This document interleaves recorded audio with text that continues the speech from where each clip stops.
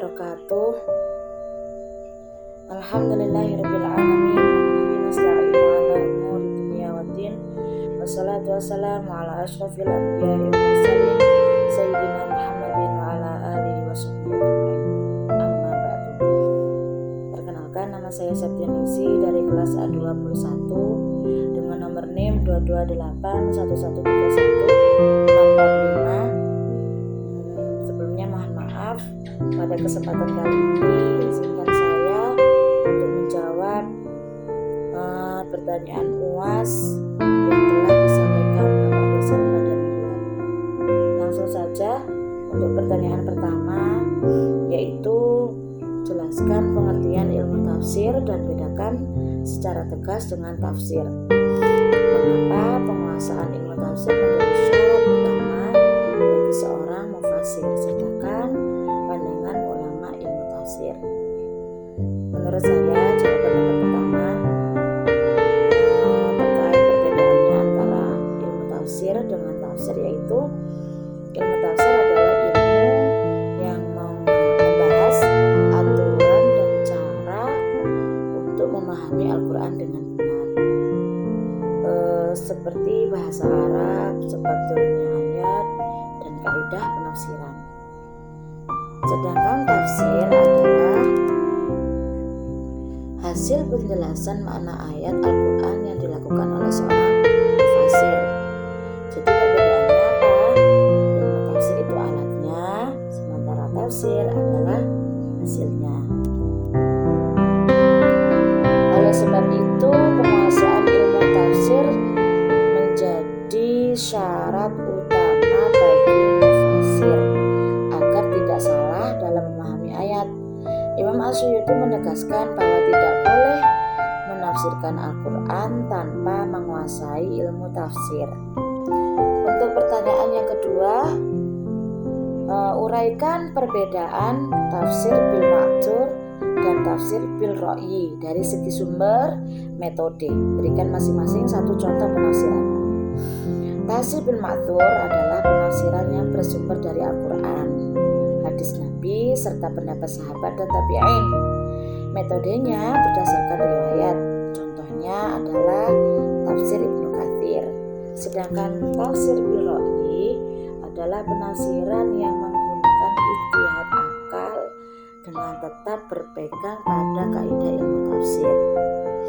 Metodenya bersifat analisis dan nasional. Contohnya tafsir Ar-Razi. Jadi perbedaannya terletak pada sumber dan metode penafsirannya. Untuk pertanyaan yang ketiga, analisis fungsi asbabun nuzul dalam memahami ayat Al-Quran. Apakah setiap ayat memiliki sebab turun? Jelaskan dengan argumentasi ilmiah dan rujukan ulama. Asbabun nuzul adalah sebab atau peristiwa yang melatar belakangi turunnya Al-Quran. Fungsinya sangat penting, yaitu membantu memahami konteks ayat dan mencegah kesalahan dalam penafsiran. Namun, tidak semua ayat memiliki sebab turun. Banyak ayat yang turun sebagai petunjuk umum, bukan karena peristiwa tertentu. Hal ini dijelaskan oleh ulama seperti Al-Zarkashi. Untuk pertanyaan yang keempat, jelaskan konsep Makkiyah dan Madani, serta urgensinya dalam memahami perkembangan pesat Al-Quran. Berikan contoh ayat dan implikasinya terhadap penafsiran hukum atau sosial.